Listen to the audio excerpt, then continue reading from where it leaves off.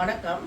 இன்னொரு அன்பர் ஒரு கமெண்ட்ல கேட்டிருந்தாரு, மேம் எனக்கு கிளிமிப்ரைட் 2 மில்லிகிராமும் மெட்ஃபார்மினும் நான் போடுறேன், அடிக்கடி லோ சுகர் ஆகுது அப்படின்னு. முன்னமே ஒரு வீடியோவில் நான் சல்ஃபனைல் யூரியா அப்படின்ற ஒரு டாப்பிக்கில் பேசியிருப்பேன். சல்ஃபனைல் யூரியான்ற ட்ரக்ஸே வந்து டேஞ்சர் ட்ரக்ஸ். ஏன்னா வந்து இது என்ன பண்ணுன்னா கணையத்தை போய் சம்மட்டியால் அடித்து இன்னும் இன்சுலின் சுரக்கக்கூடிய ஒரு மாத்திரை. ஸோ இதை வந்து நாங்கள் லாஸ்ட்டாக தான் வச்சுருக்கோம். ஸோ ஃபஸ்ட்டு நான் போன வீடியோவில் சொன்ன மாதிரி முதல்ல வந்து உணவு முறை ஃபஸ்ட்டே வந்து மாத்திரைகளை போட்டு குறைக்கணும்னு நீங்கள் டாக்டரையும் எதிர்பார்க்காதீங்க, நீங்களும் டாக்டர்கிட்ட அந்த மாதிரி எதிர்பார்ப்போட போகாதீங்க. நிறைய பேர் என்கிட்ட வந்து எல்லாம் சாப்பிட்றேன் டாக்டர் அப்படின்னு சொல்லுவாங்க. இங்கே பாம்பேயில் வந்து வடாப்பாவ், சமோசா, அப்புறம் பேல்பூரி, பானிபூரி அதெல்லாம் ரொம்ப ரொம்ப ஃபேமஸ் இங்கே மும்பையில். மேம் நான் எல்லாம் சாப்பிட்றேன், ஆனால் நீங்கள் என்னோட சுகரை குறைங்க அப்படிங்குவாங்க. ஸோ எங்கள் கிளினிக்கில் அது அலௌடே கிடையாது. நாங்கள் நாட் டு பி ஈட்டன் அப்படின்னு ஒரு லிஸ்ட்டே நாங்கள் எழுதி கொடுத்துருவோம். இதெல்லாம் நீ நிப்பாட்டினா தான் சுகர் குறையும் அப்படின்ற மாதிரி. ஸோ ஃபஸ்ட்டு வந்து நீங்கள் என்னெல்லாம் உணவு முறையில் சேஞ்சஸ் பண்ணலாம் அப்படின்றது தான் ஃபஸ்ட்டு நீங்கள் பார்க்க வேண்டியது.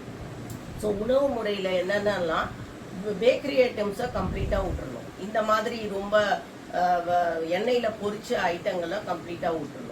அப்புறம் இந்த மைதாவில் செஞ்ச இந்த பரோட்டா இந்த மாதிரி ஐட்டம்ஸை கண்டிப்பாக விட்டுறணும். சர்க்கரை கண்டிப்பாக விட்டுறணும். பாலை விட்டால் ரொம்ப நல்லது. அப்புறம் கோதுமையை கண்டிப்பாக விட்டுறணும்.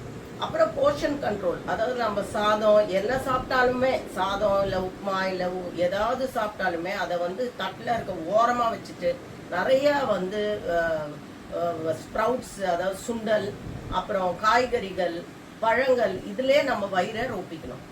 இதுக்கப்புறம் வந்து இதிலே வந்து உங்களுக்கு 12% HbA1c இருந்துச்சுன்னா இந்த உணவு முறையில் டக்குன்னு அது வந்து 9%க்கு வந்துடும். இதுக்கு மாத்திரையே தேவையில்லை. 12லேருந்து 9 வரைக்கும் வந்துடும்.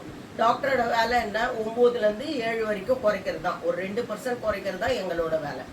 இதுலேயும் நாங்கள் ஃபஸ்ட்டு வந்து இன்சுலின் சென்சிடைசர்ஸ் தான் யூஸ் பண்ணுவோம். நான் முன்னாடியே சொன்ன மாதிரி மெட்ஃபார்மின், பயோக்ளிசோன், சரகுலிட்டசார், கிளிப்டின்ஸ் இதெல்லாம் தான் சென்சிடைசர்ஸ்.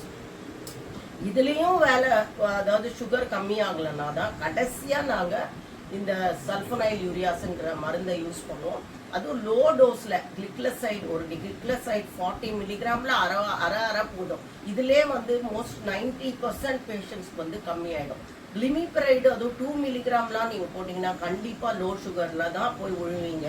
அதனால் உங்கள் மருத்துவரை அன்னைக்கு, சார் நான் முதல்ல உணவு முறையை ஃபாலோ பண்ணுறேன், அதுக்கப்புறம் நீங்கள் இன்சுலின் சென்சிடைசர்ஸ் கொடுங்க, அதுக்கப்புறமும் கட்டுக்குள்ளே வரலன்னா நீங்கள் எனக்கு சல்ஃபனைல் யூரியாவை எழுதி கொடுங்கன்னு கேட்டு இந்த மாதிரி அணுகுமுறையில் போனீங்கன்னா கம்மியான மருந்துகளோட சுகமாக வாழலாம். நன்றி.